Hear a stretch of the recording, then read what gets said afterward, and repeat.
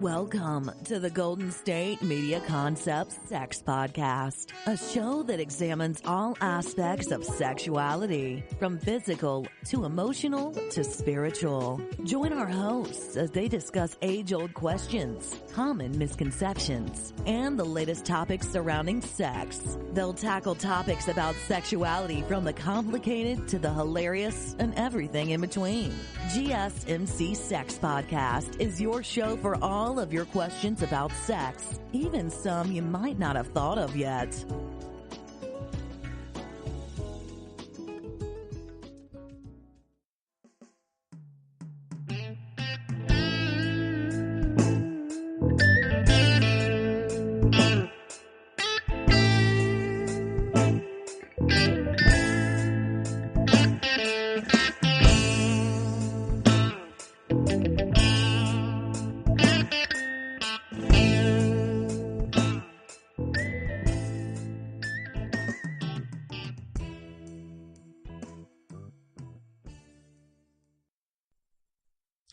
Thank you for tuning into the GSMC podcast, brought to you by the GSMC Podcast Network.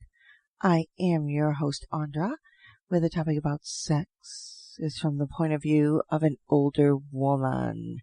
How are we all doing out there with our upcoming 4th of July weekend? Woohoo! Hopefully, we can have some good fireworks amidst this COVID pandemic. We could call this something else, but I think will be nice. But do have fun and don't overdo it. There are some rules still in place and some curfews as well. We have not beat this COVID-19 yet, and hopefully we will in the upcoming year. And I'm using that lucratively. Now today's topic, after that being said, is erotic asphyxiation, or breathing play during sex, which is, erotic asphyxiation is just the technical term. And we all sit there, and there are different ways breathing that we do during sex where we're trying to be in sync with our partner or pace ourselves and concentrate in doing breathing so we enjoy that orgasm as best and as much as possible, because that is in the end where we want to be. But those are just breathing techniques. Erotic asphyxiation is a way of introducing, intentionally cutting off the air supply for you or your partner with choking and suffocation and or other acts, which is going to heighten that orgasm. It is dangerous. It is something that is sexually prime nowadays. However, people just to, let you know it is dangerous, and when going into it, please research it. Please don't go full out if you do not know what you're doing, because there have been cases of individuals dying. Not to put a sour note on that, but we do have that out there. And some of those individuals are of our younger generation who are just experiencing or experimenting with sexual acts because they are coming of that age where the puberty is actually speaking higher than anything else in their minds. So please do this with care, patience, safety. Have a safe word.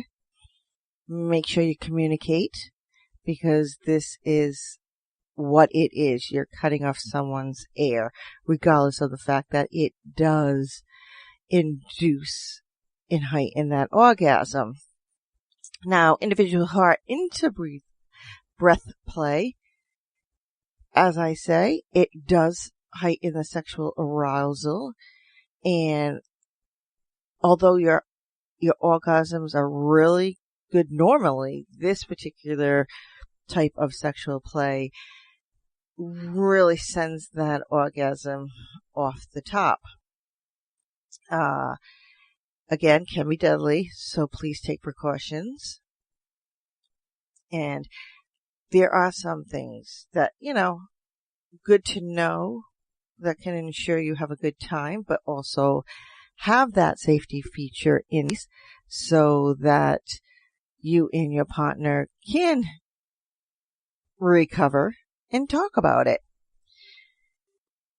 Now, one question is it ever safe? Well, there are a lot of sexual activities that carry risk. Some risk more than others. There are levels of this breath play that have more significant risks. It's a very risky play and can, lead to serious injury. Stumbling over my words today. I mean, things like a cardiac arrest, brain damage from lack of oxygen, and death. We are playing with what makes us move for the most part, is getting in that air to function as it should in our lungs, bringing in oxygen, expelling carbon dioxide, carbon monoxide, as my kid would say. You're saying it wrong, Mom.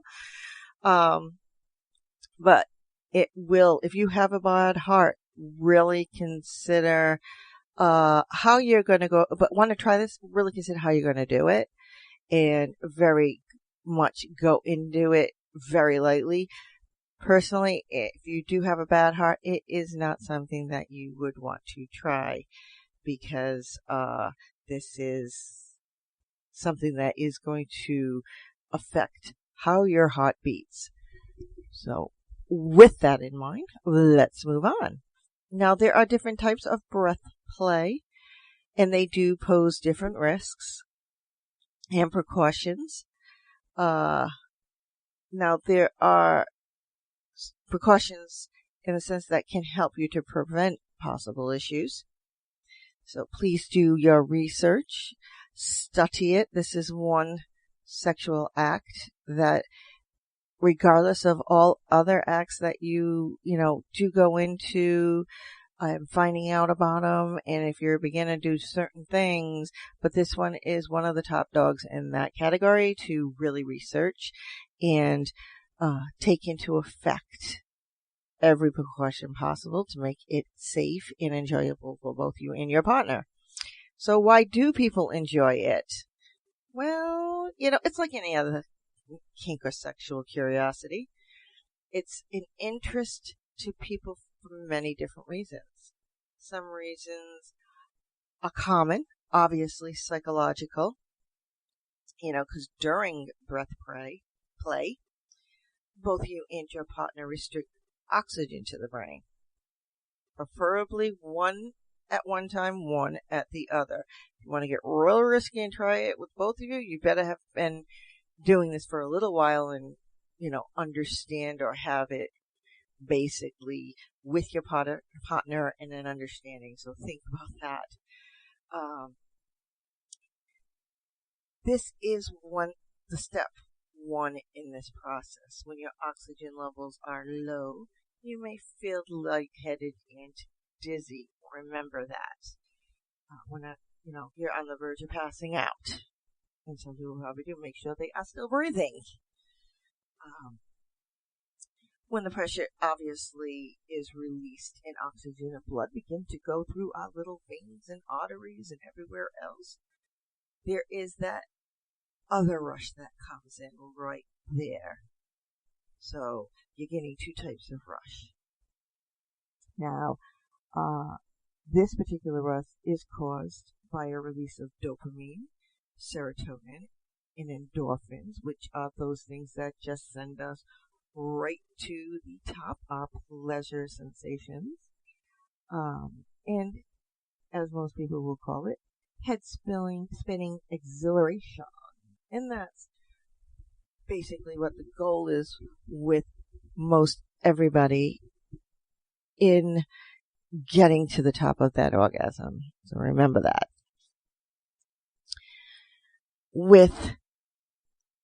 That was physiologically. So sorry. So sorry about that. Now we're going into psychology. I think I'm getting a new pair of glasses too.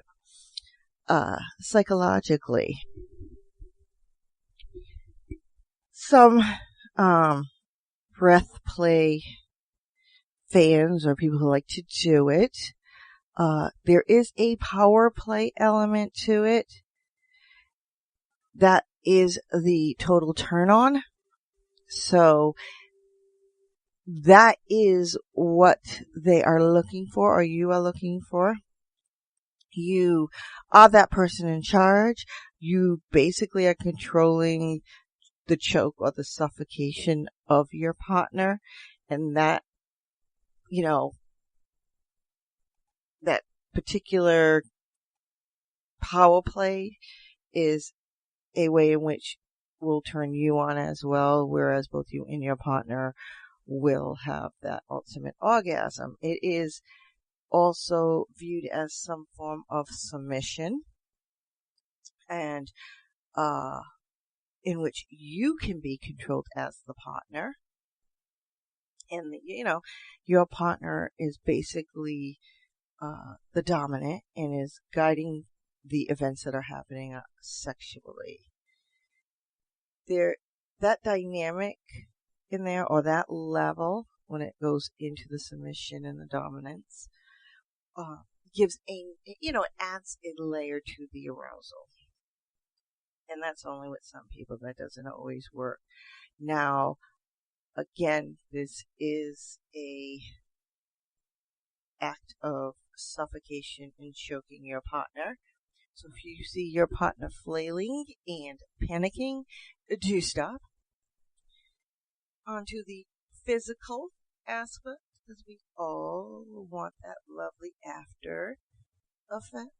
Now, immediately afterwards, after having choked or suffocated and or, that little strangulation, call it what you want, it all comes down to the same thing, cutting off the oxygen.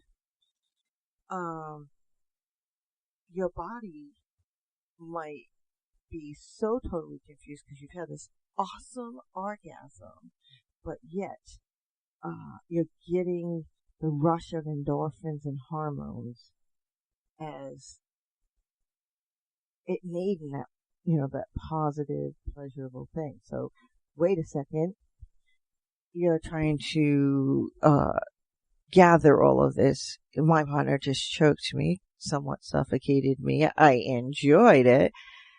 I was almost on the verge of blackout, but then all of a sudden I'm feeling this, oh my God, amazing orgasm. Confusion, what is going on? What's really happening is the hormones in your body are basically forced to cause your body's protective reaction. Your body has these little things in there, that sympathetic and parasympathetic system, where you have your sympathetic is your fight or flight, obviously will come in when you are being choked. However, your parasympathetic system is that rest and relaxation portion where you're coming down. And when you're using this technique in sex, obviously there is a bit of confusion with everything that's going on, all your chemical reactions, all your systems in your body saying, well, what's going on? So it is, and I love the way that it is explained. It's a crossfires, or how it is explained. It's in the crossfire of emotions and pleasure. These sensations may feel like pain is pleasure. It's kind of giving that mixed signal to your body, rather than warning signals from your brain and your body. So there's the difference in it. If you're already sexually aroused and then you add this in, your two systems are kind of sort of like, what? And you're getting mixed signals, but you're also getting pleasure from it. So you really you got to practice it. If you're beginning this, obviously go slow, do little chokes, stop, see how your partner likes it, see how it feels, see what would happen. Every so often, just go up a little further. You may not realize that you have a heavy hand, and because you are excited and you're getting your partner excited and you're all almost at the verge of that orgasm, that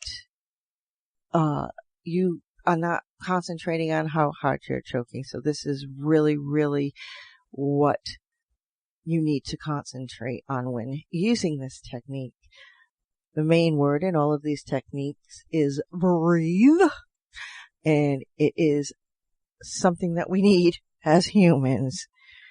So we are going to take a break from erotic asphyxiation. And when we come back, we will continue on with our topic.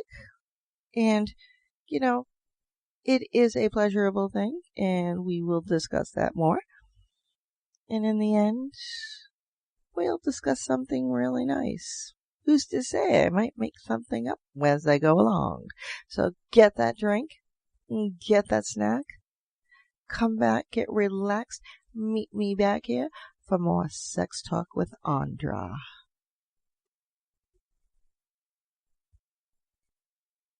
Still on the search of that one true love? On the limbo in this crazy world of dating, marriage, relationships? Well, listen to the Golden State Media Concepts Relationship Podcast, your one-stop podcast for everything about relationships.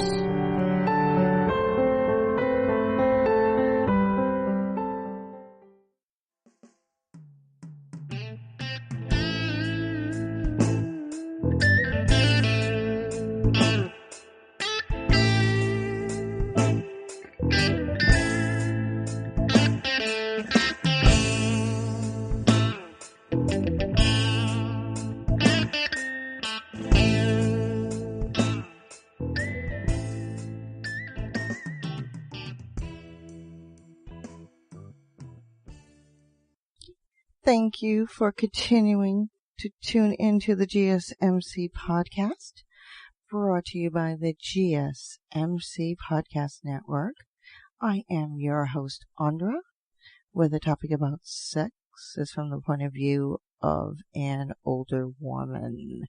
Now, in the last segment, we just gave a brief introduction, a really long brief introduction on erotic asphyxiation, and now we're going to continue on with our topic. And in the end of the segment altogether, later on, we will just touch on some voyeurism, and exploring that in our sexual acts. So let's continue on with our lovely new breath play. Now, with erotic asphyxiation, or quote-unquote breath play, you can do this to yourself, and you would have to be completely in control, although it probably would be better because you know how far you can go and you can stop yourself. Do be careful. It has been known that individuals who attempt this with a rope can very much slip and not be able to come out of it, or, it can go horribly wrong, even if you are doing it to yourself. However, partner or by yourself. So again, requires that getting to understand all of that and really doing some research regarding it. And it's also, this practice is also known as auto-asphyxiation or auto-erotic asphyxiation. So if a lot of you have heard it that way, there you go. So, and believe it or not, like I said, doing this solo is extremely dangerous as well as with your partner. However, doing it with yourself, you're kind of sort of it can get out of control and you can end up basically killing yourself in, an unwanted suicide, because that's what it will be ruled as.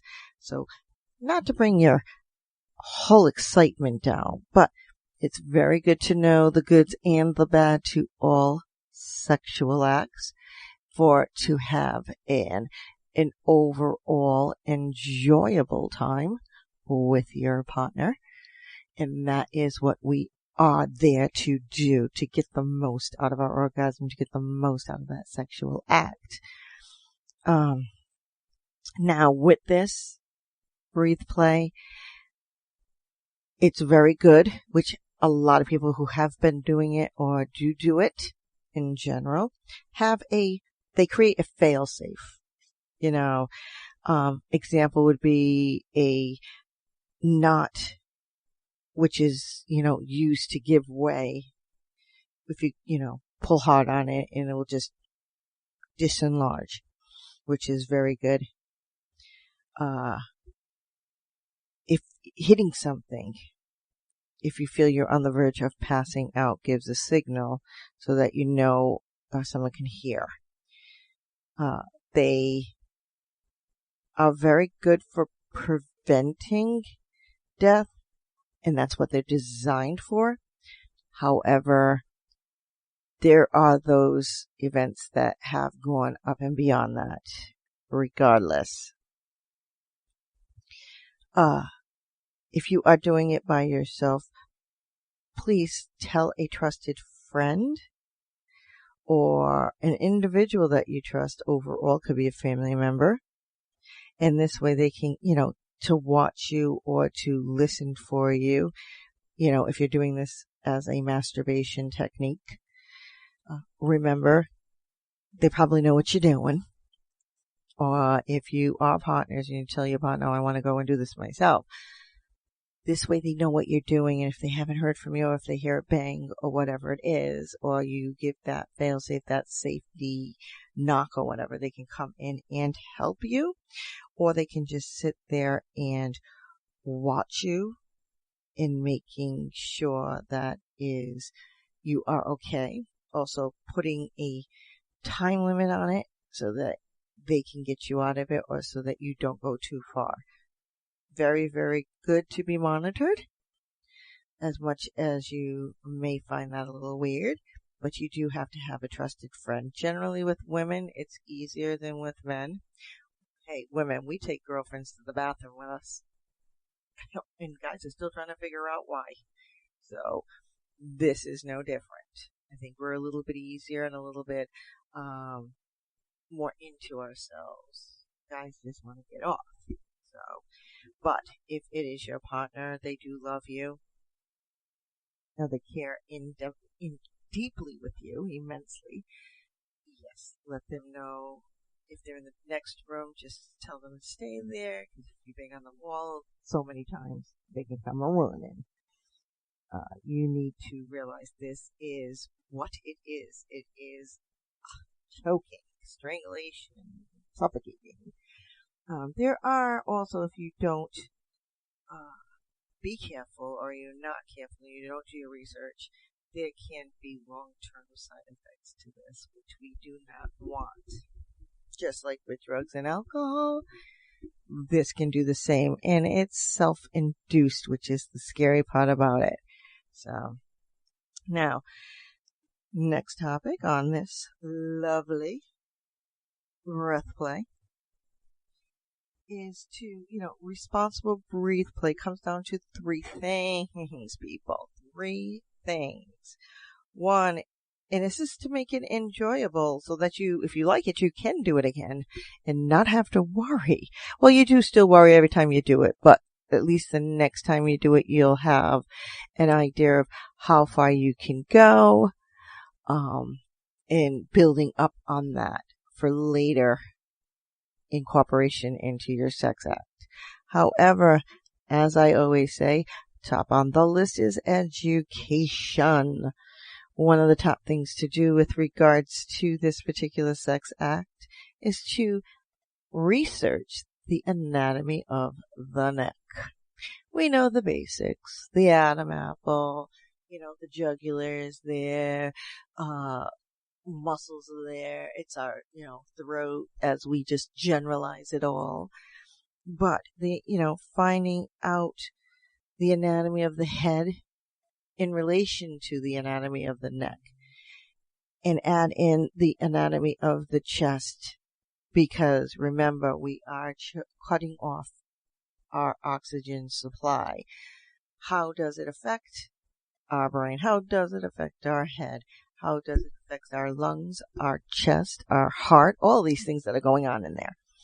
So this will help you to understand what limits that need to be put on the force of your asphyxiation that you provide.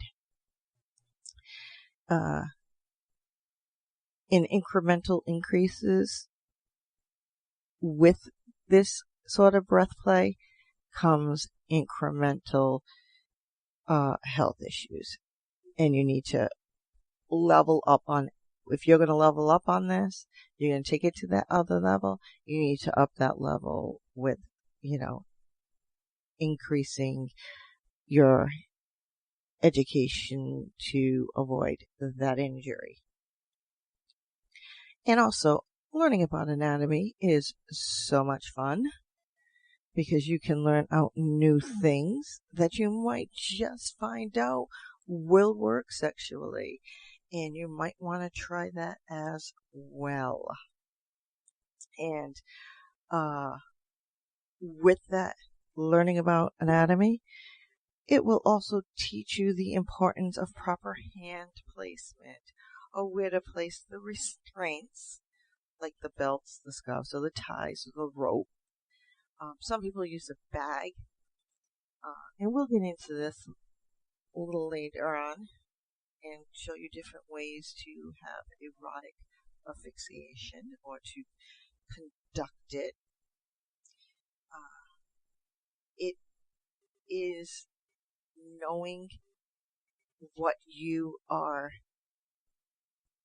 altering in these particular body parts, your hand or whatever it is you use for your asphyxiation is around a person's neck, and there are a lot of delicate pieces in our neck. We have our hyoid bone that's close by. You got some vertebrae back there, which are very, delicate. Remember, this is something that gets people put in jail if they went out and actually did it to just one person. And then added the sexual act to it. So there is a thing called for that, strangulation and then sexual assault. So you don't want that, because you want to have fun at it. So remember, those things are very good to have, and to have that education and sitting down with your partner, especially the individual that you are going to do this with, and learning, because believe it or not, the more you know and learn, you two can talk to each other during it. And it could be where you learn something about the neck if you held it a certain way. You avoid this, that, and the other, but you're going to get this out of it. And your partner can, do that, move your hand around. You can visualize this and try and position your hand, or what type of item you are using. So education is very, very important with this. next, which is very important in everything we do, as well, is communication, which is what I was leading into. So being able to communicate between you and your partner beforehand, during, and after. And you know that old song by Elvis, Rubbernecking? He says, stop, look, and listen.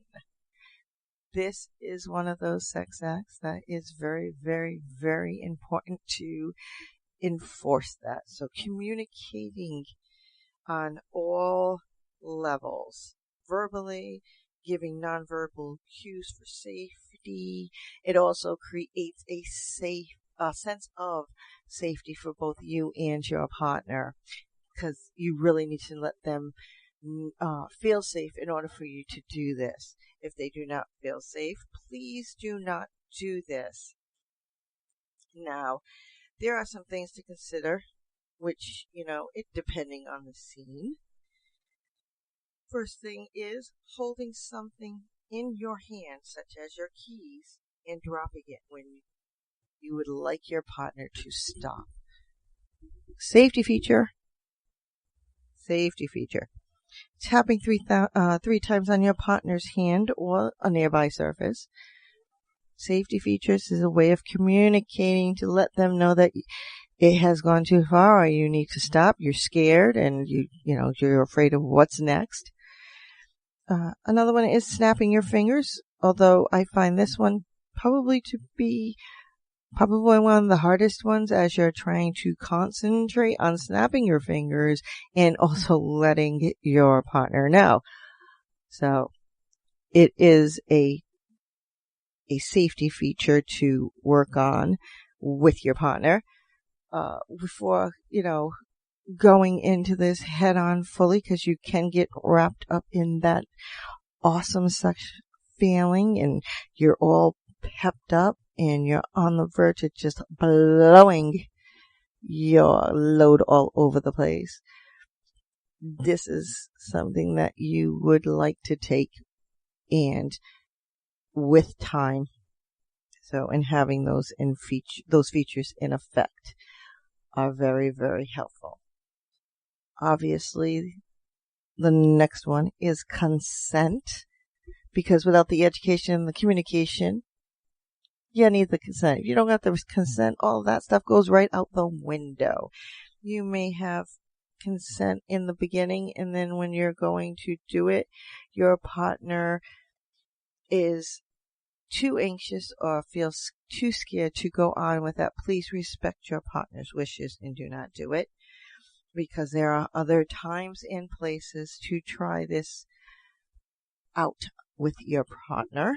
That might just not be the right time. So do have that lovely, lovely consent. And then at each stage of that, by this I mean, if you're starting out foreplay, you're getting all sexually aroused, and then you're going to introduce this breath play in there at every level when you start.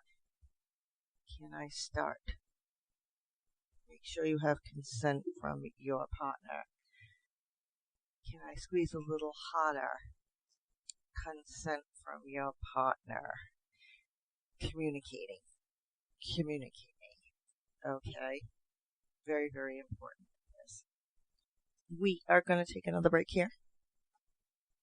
And when we come back, we will continue with erotic asphyxiation and that lovely orgasm that comes with it after, and the rush. So replenish that drink, replenish that snack. Come back for more sex talk with Andra.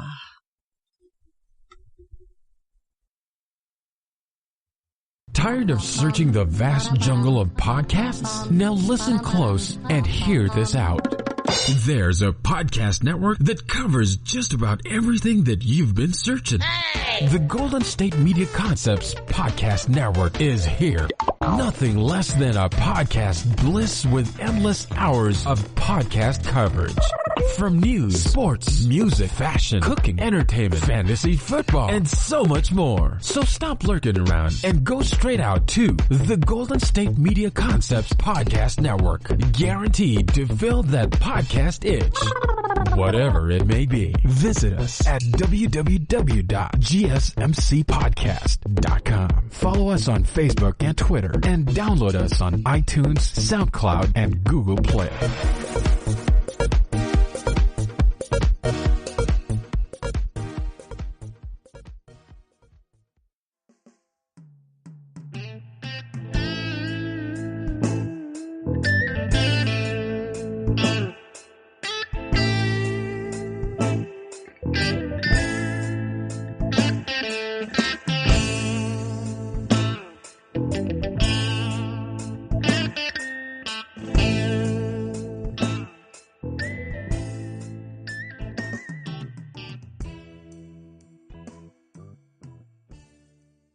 Thank you for tuning in and welcome back to the GSMC podcast, brought to you by the GSMC Podcast Network. I am still your host, Andra, where the topic about sex is from the point of view of an older woman. Now, we had been talking about erotic asphyxiation, and we're going to continue on with that topic, because we left off just going over a few basic important points is the education, communication, and the consent. Very, very, very important before you go into any sex act that is going to not only give you ultimate freaking orgasm pleasure, but does carry a risk with it. You need this. You need these three things. And remember, in the last segment, we will talk about voyeurism and just exploring that and our sexual quest for the ultimate orgasm. So let's continue on with our erotic asphyxiation, a.k.a. breath play. Now, obviously, different types of erotic asphyxiation comes with different risks, as does everything in our life that we do. Not only sexually, not only to get the best freaking orgasm, to burst your load all over the place, but just in general. Now, first, we talk about the choking. And obviously this is pressing, your partner's pressing their hand, they're wrapping their hand around your neck, and they're pressing on the outside of your throat, which is going to cut off the air and the blood to the brain from the two main arteries that we have there. And obviously this makes breathing difficulty and can lead to the feel-good symptoms or pleasures of erotic asphyxiation. However, you need to avoid intense pressure on the trachea, technical word, or a.k.a. layman's term, the Adam's apple, because it is very delicate and can be broken, and we don't want that. Second form of, or another form of breath play, aka erotic asphyxiation, is the bag over the head. Now, mind you, I know when I say this, everybody is thinking about the warning signs on plastic bags for children. Those warning signs do adhere to the adult in this situation. So, slipping that bag over your head,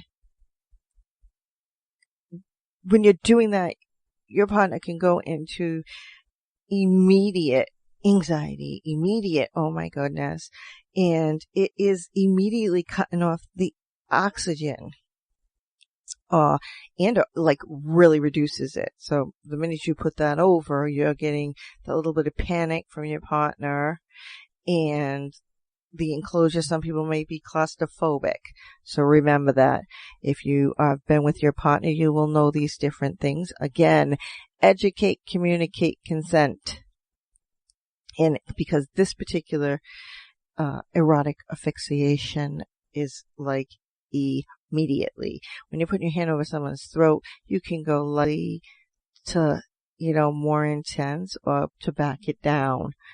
With the bag, you have the whole thing of something going over your head, not being able to see, not being able to breathe. All these things come rushing to the forefront. So, with that immediate lack of oxygen, you can become, gradually and increasingly dizzy and or lightheaded. Believe it or not, this type of breath play is actually safer with a partner. But there is, because if you're alone in doing this, there is that risk of you passing out. Although that sounds a little weird, but if you are actually thinking about that, that actually makes sense. Because when you're putting it over your head and get that immediate lack of oxygen, by the time you get that over your head, realize that you are already lost some oxygen and already gone through the stages, and your cognitive skills will not be there for you to take that bag off your head before passing out. So there is a larger risk here.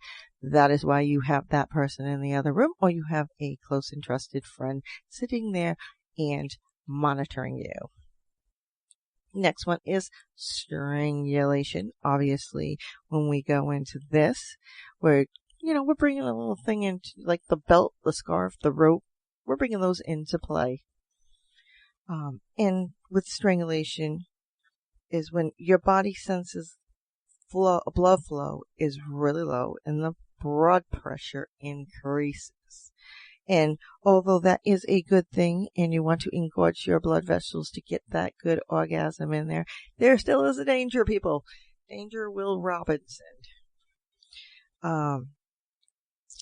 When releasing the strangulation, your partner can, get an intense rush of blood, which is then that euphoric sensations like the disorientation and loss of focus.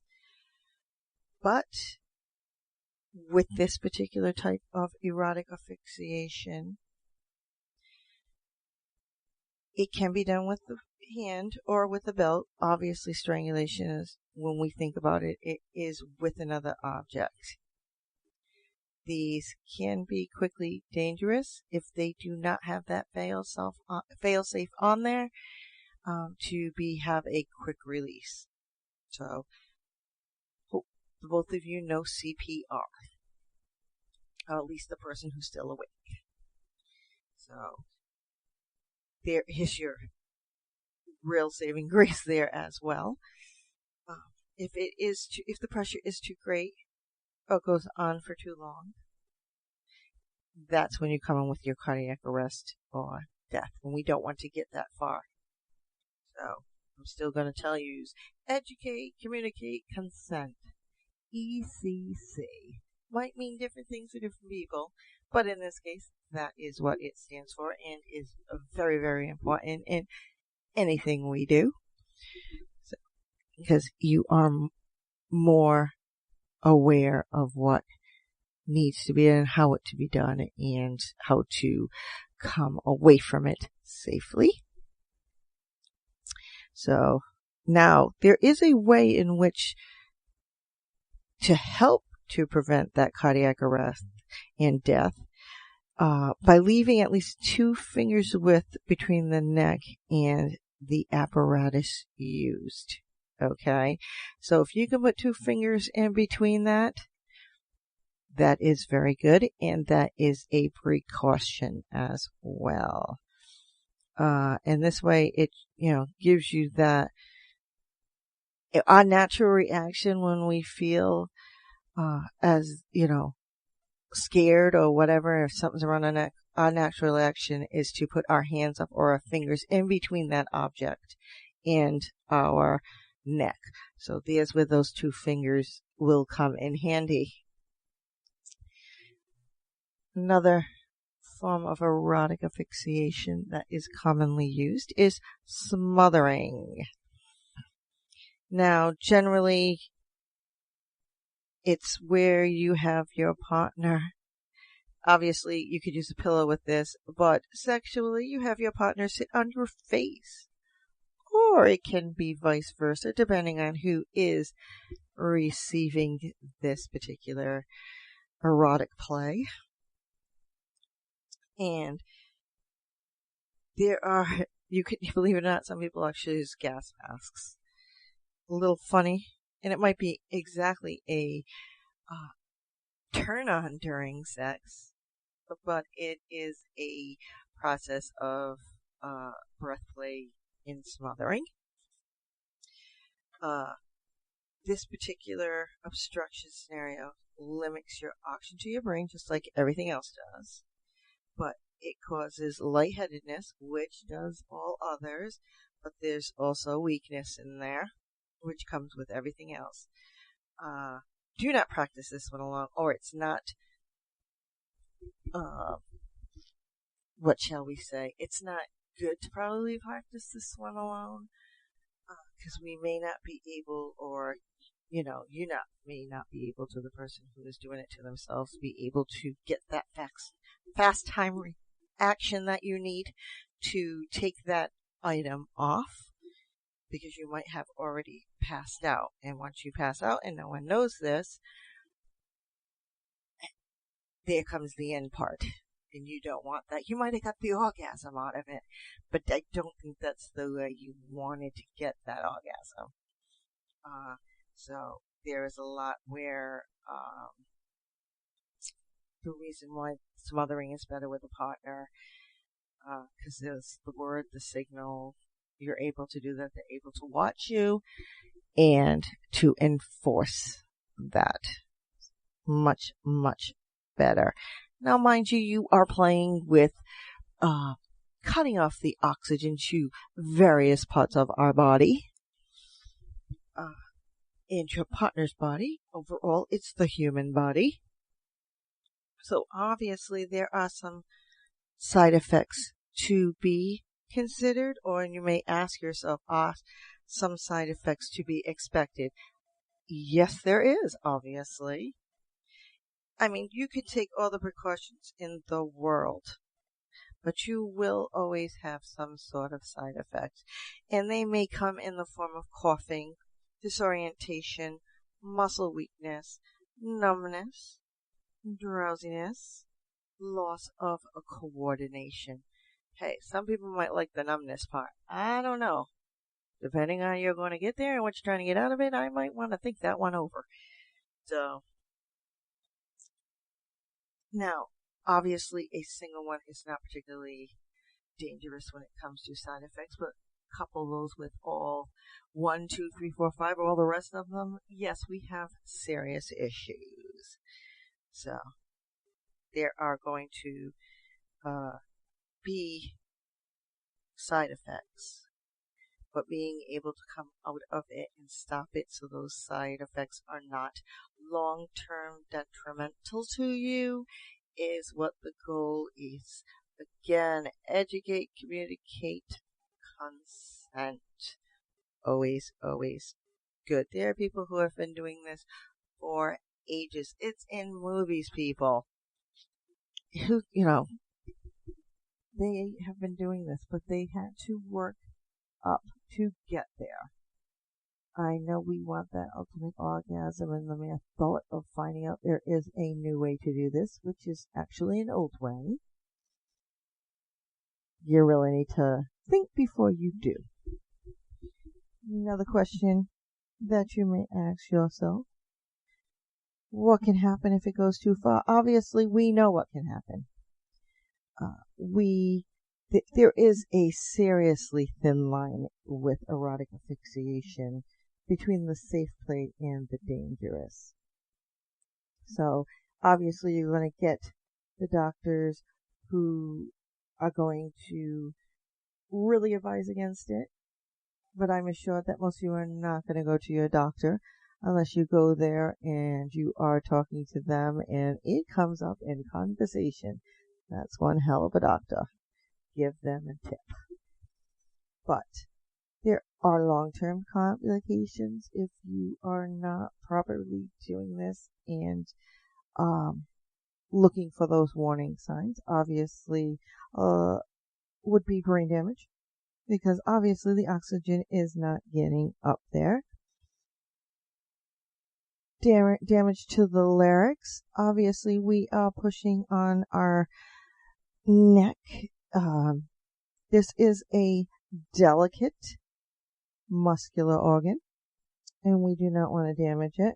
Obviously, when there is damage to that, also with what is it called? Voice. There's our little voice boxes in there as well. You could have damage there as well. Anything that is in and around there is sensitive. And as I stated earlier, obviously a break or a fracture of the hyoid. Okay, and we don't want to do that. Or, the bone in the neck that supports the tongue. So we don't want to go that far. Aspiration, although that sounds like a good word in this case, it is not. Now, some of these sensations from erotic asphyxiation could make you nausea, which also can cause vomiting. Now, if we are using a smothering method, obviously, being smothered in your own vomit is not a good thing. Hence, very important, educate, communicate, and consent.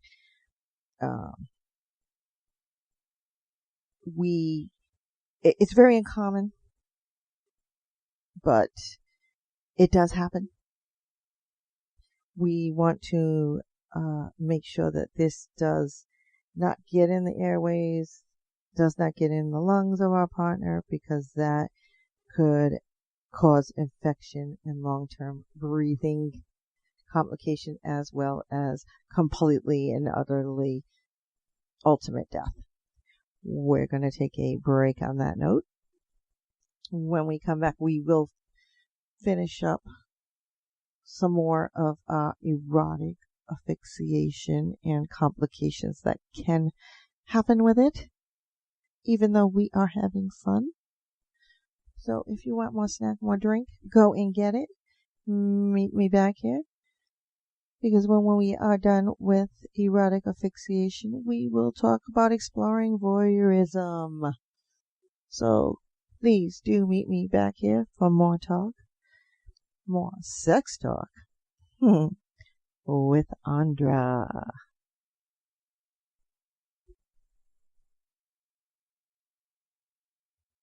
Are you tired of the same old news? Are you sick of the seemingly endless political spin and negativity? The GSMC America Still Beautiful podcast is a weekly news podcast covering all the top positive and uplifting news stories. We cover stories that will inspire, uplift, and remind you of the good in the world. Tune into the Golden State Media Concepts America Still Beautiful podcast to get all the great and positive news stories of today. Download the GSMC America Still Beautiful podcast on iTunes, Stitcher, SoundCloud, Google Play, or anywhere you find podcasts. Just type GSMC in the search bar.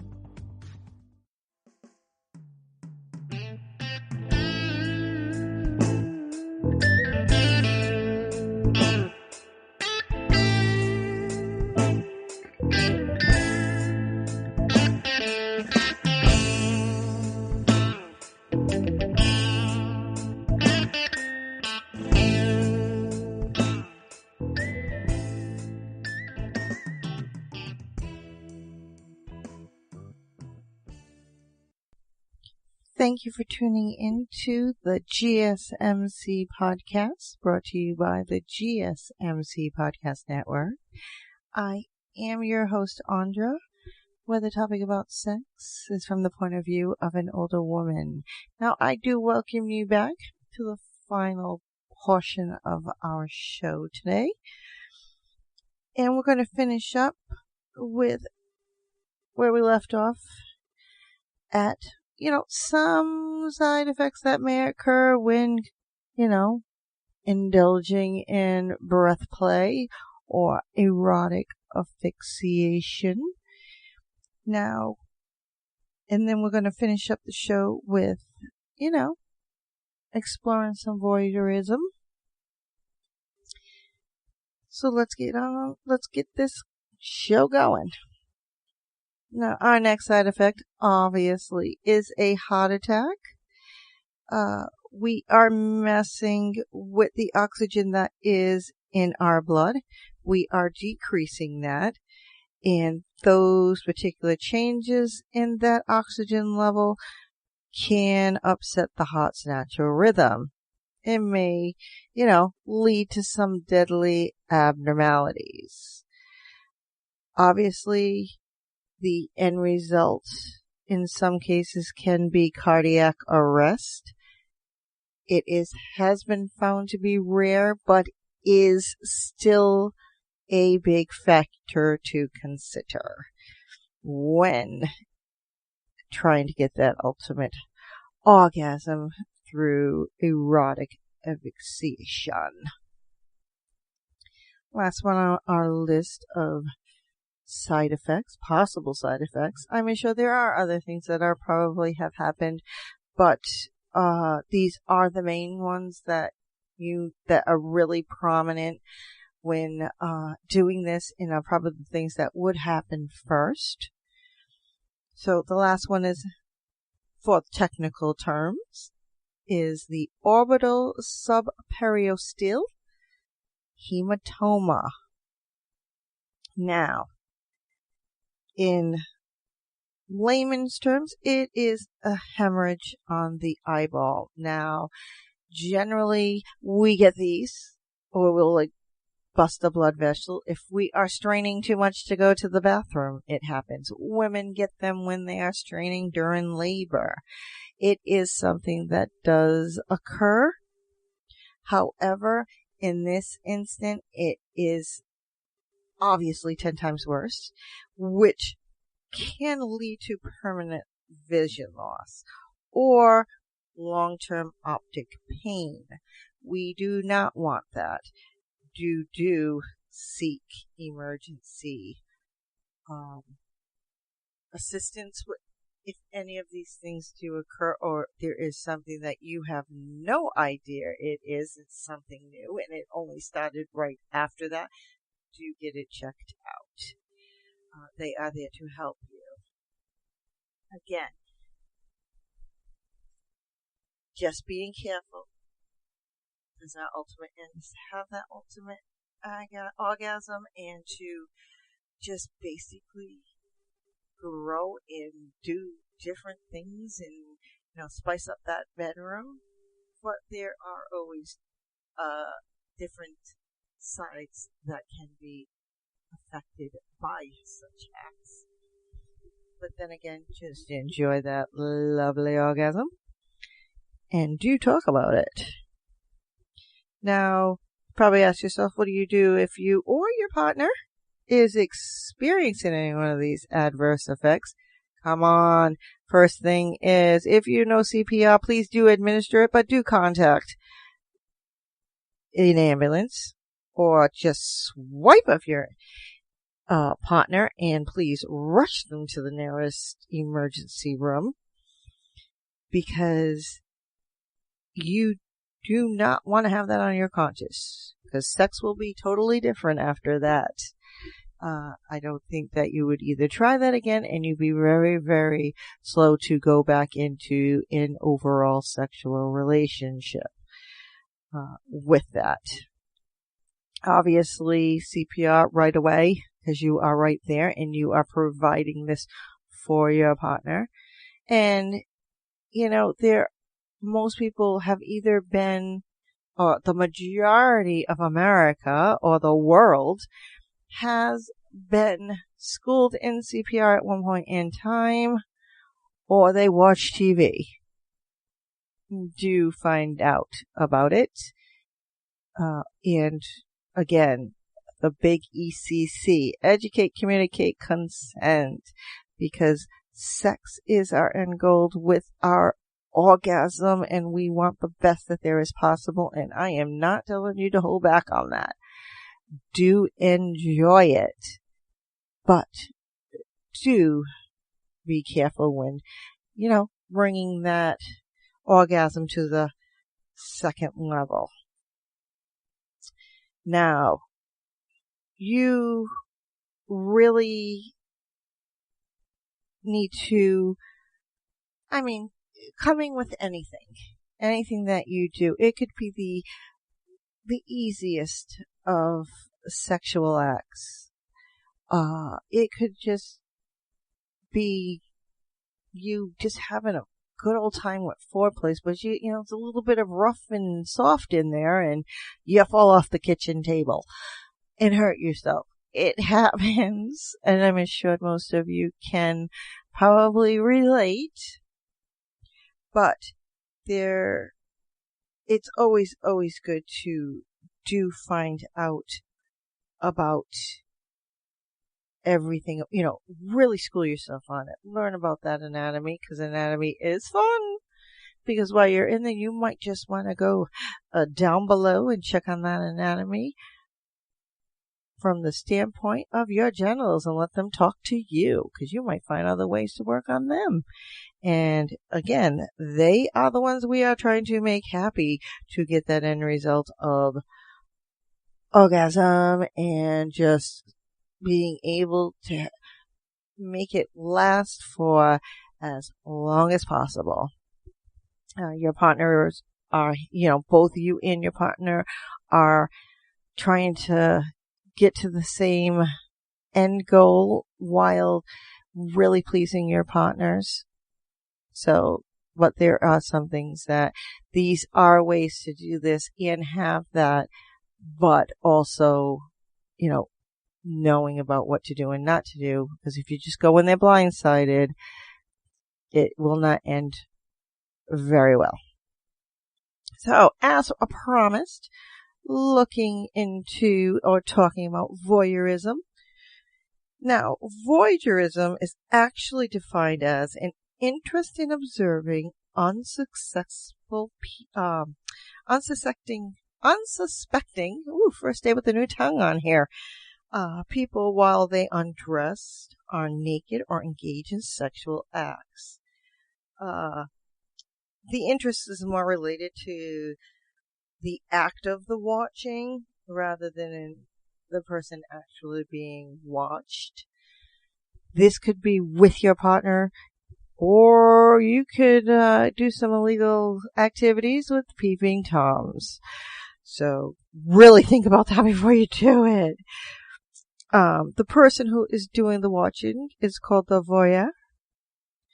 But, as I said, they are generally considered the peeping tom. There are ways to do this where it will satisfy both you and your partner. Your partner gets up in the morning, she thinks, or he thinks that they're just getting up, getting ready for work, and no one's watching. It's the usual routine in the morning, but you just happen to wake up and fake like you're still sleeping, but you're watching your partner get undressed, take a shower. You're watching how they lather their body up with that soap. They take that one leg out of the pant and how they go about it. And you're probably, getting hard, just thinking of getting sexually aroused beyond belief. Whereas when they do leave, you need to go into that bathroom and reimagine what is what happened or what you saw, and then masturbate to that. Obviously, porno, but, they're not exactly doing that to have a peeping tom in. It is there for your enjoyment. This is different. You may just happen to, don't do that, but walk across one day a window and you happen to look out and your neighbor is getting undressed and you find yourself basically just staring at them, not being able to turn your eyes away, and it is completely turning you on. Word of advice on that one. 1, I wouldn't tell my partner. 2, I'd masturbate by myself. But 3, if you're going to, with the thought process of that in your head, and then you're going to have sex with your partner, you might think about that first. So that's not something that your partner wants to hear. Or even if you don't say anything, they're going to realize that your thought process is somewhere else, because it will come out elsewhere. Obviously, a key element of voyeurism is that the person is being watched and doesn't know. Hence, what I just said. They don't know that they're being observed. They are generally in a place where they have a reasonable expectation of privacy, or at least they hope. And this would be like their home or, in the gym, a private area, basically. So you really need to respect that. And there is actually voyeurism versus the voyeuristic disorder. So there is a disorder with this, obviously. That's why they call it the peeping Tom. Who's to say that you happen to see this and you think that they don't know you're watching you, but they see you. You don't have a partner, but you guys have been looking at each other and you just live across from each other, but you never talked. So they give you a show. You don't know that, but I wouldn't act on it either. So now with voyeurism, it refers to an interest in watching others. And it generally, in some terms, may never progress beyond that fantasy. So, and just as I said, an example is, you're masturbating while fantasizing about watching someone from afar. And that's you are going to finish off yourself in the bathroom. You know how to do it. Get it out of your system and go to town. Obviously, there are other cases to this where voyeurism can become a paraphilic disorder known as the voyeuristic disorder. And with this, they involve having sexual fantasies or urges that cause distress. Obviously, you need to act on these, but you're not. You're in a distressful situation and things like that. It will come to the point where it involves inanimate objects and on the wrong end of the spectrum, children, and we never want to go that far, or unconsenting adults. And we don't want to go that far. A lot of legal paperwork there. So you do not want to do that.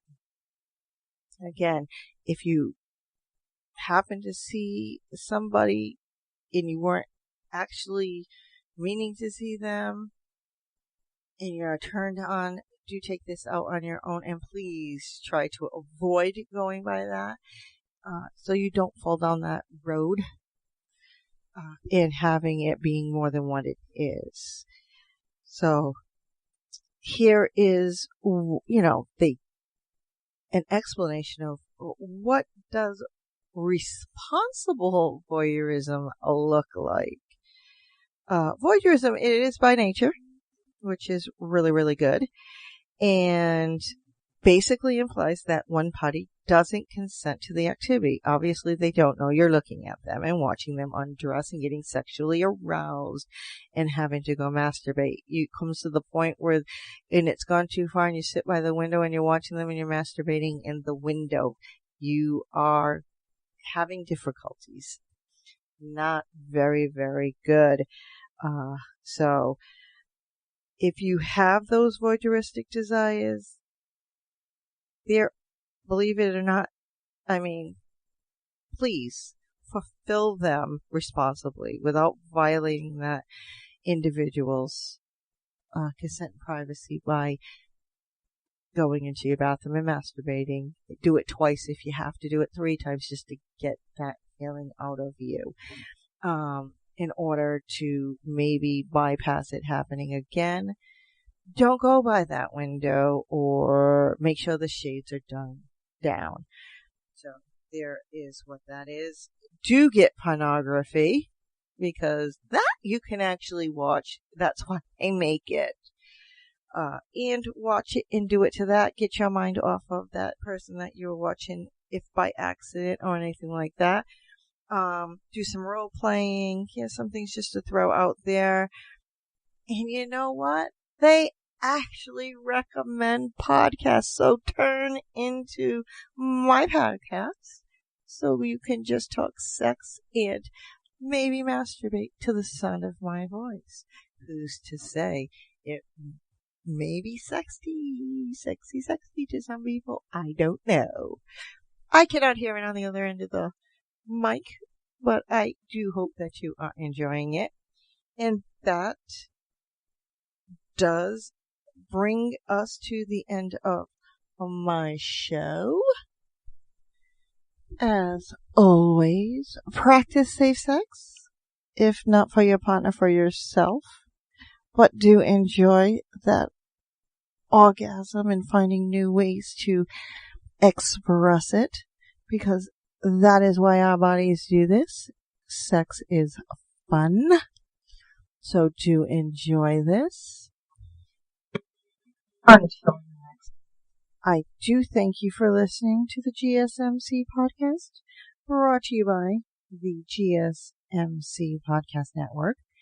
I would like to ask that you please remember to subscribe to the show and write a nice review.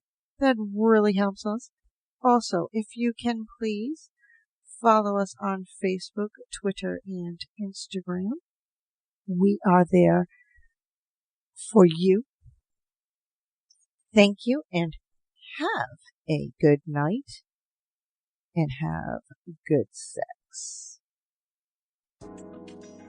You've been listening to the Golden State Media Concepts Sex Podcast, part of the GSMC Podcast Network. You can find this show and others like it at www.gsmcpodcast.com. Download our podcasts on iTunes, Stitcher, SoundCloud, Google Play, or anywhere you find podcasts. Just type in GSMC to find all of our shows from the GSMC Podcast Network. From sex and relationships to health and wellness, life and happiness, and even weird news. You can also follow us on Twitter and Facebook. Thank you, and we hope you have enjoyed today's episode of the Golden State Media Concepts Sex Podcast.